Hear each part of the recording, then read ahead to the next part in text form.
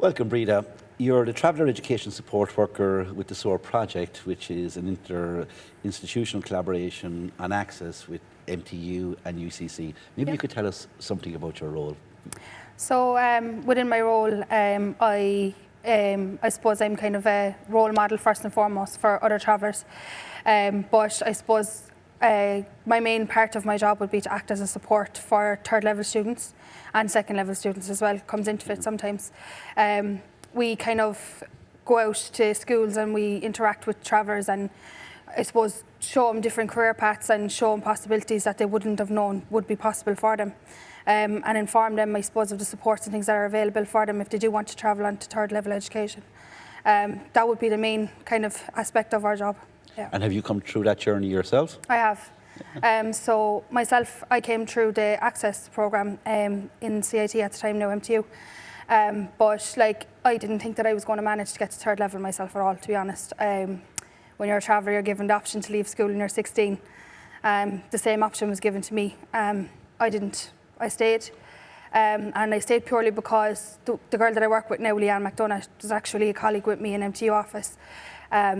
She came into school to me one day as part of the SOAR project, actually, to do an art programme. And I was amazed at the fact that a traveller could be a teacher. And I was amazed at the fact that she was doing so well for herself. And I suppose it kind of turned changed my mind. Changed my outlook on my future path, I suppose, as a career and what I wanted to do. So she kind of encouraged me to stay in second level education, gave me the support that I needed. Found myself doing business in CIT. And now I have 2 degrees and I'm studying a master's. And I'm actually working alongside Leanne now as well, which is kind of great because where I started from where I am now, we're both colleagues now. So it's great. I'm sure, like everybody else that goes through the educational journey, there's assignments to be done, there's assessments, there's other things pulling upon you, family commitments, and just finding the time even to do the study, never mind go to the tutorials. Did you at any time feel that this is almost like I'm going to give up? A few times, like when you're, especially like members of travelling community, family is the most important thing. First and foremost, family is before everything else. Education, work, everything. So there has been a few things happen in the family, like everybody else, like, you know, that kind of sucks you back in and you're like, I can't manage. It's too much stress. But to be honest, I'm delighted that I did stick it out. My family were a great support to me as well. My parents were a great support, you know, pushing me to keep going. And then as well, the Access office, you know, like coming into Deirdre and Leanne and things like that, pushing you to go forward and encouraging you to stay. Things like that, the little bits of motivation and the you can do it, it means a lot to someone when they're in that place. And what were the type of skills or advice that they gave you to encourage you and to motivate you to travel? So I suppose it was kind of, they came from a I understand point of view, as in like I know where you're at, I can see your difficulty and I understand it. Like understanding where someone is coming from is very, very important. So especially when it was coming from Deirdre and Leanne, like they understand where you come from and they understand your difficulties and what you're facing. So you know that it's coming from a good place when they give you advice as to you can do it, stay on, or like one more week in class and you'll end up finding yourself 4 weeks down the line. But little bits of things like that, you kind of, when it's coming from someone that's genuine, you take it on board a lot faster.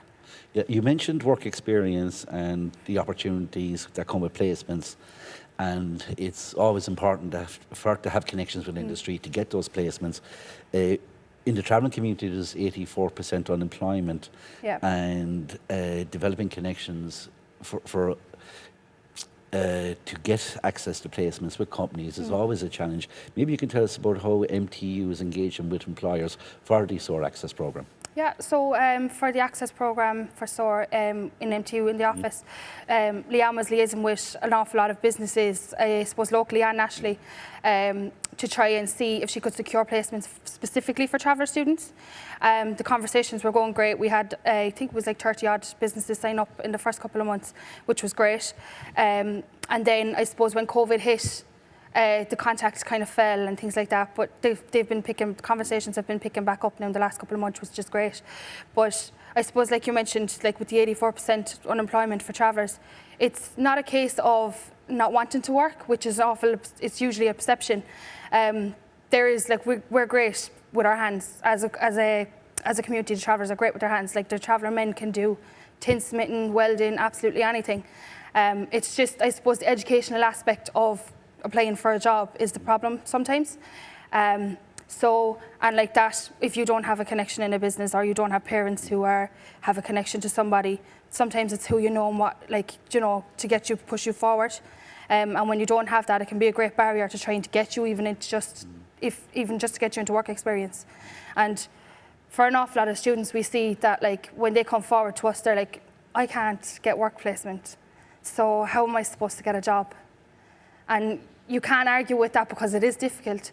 And you see that like, if they can't get work experience and they say that there's no career for them, and you're trying to educate them, you're trying to get them to stay in third level education, you're struggling to find purpose for them to stay, which is something that we found difficult.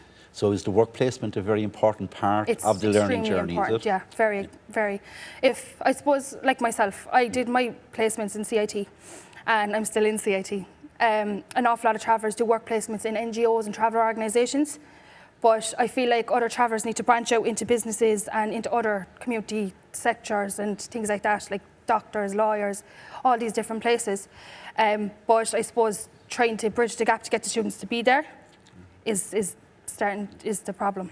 So would I be correct in saying it's not just access to education, but it's access to a diversity and a range of work placement employment opportunities as well, yeah? Yeah, I suppose once a student has a hands-on experience in a business and they see what it's like working first-hand, face-to-face with people, and people get to know that they can do the job and they're able, I suppose it becomes easier for them to be like, okay, I'll get my degree so that I can stay here.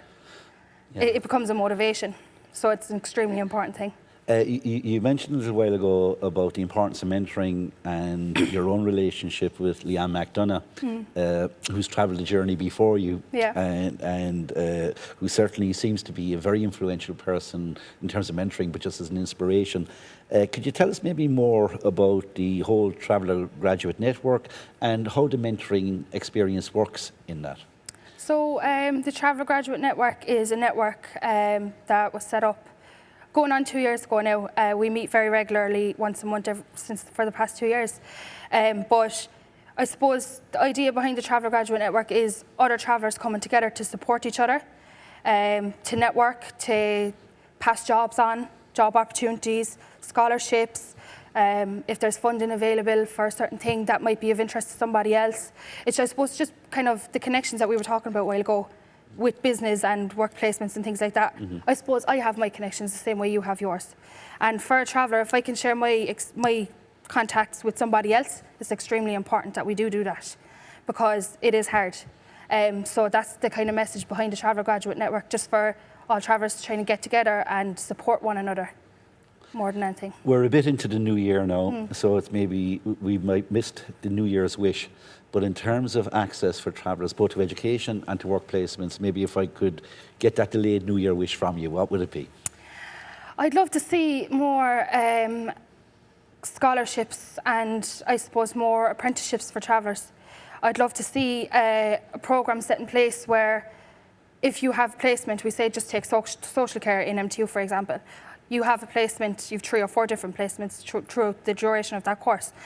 I'd love to see someone step in and be like, I'll offer this student placement, and when they finish, I'll give them a year's contract with work, and we'll see how they got on. Because I think if you have a destination of where you're going, it'll motivate you to stay.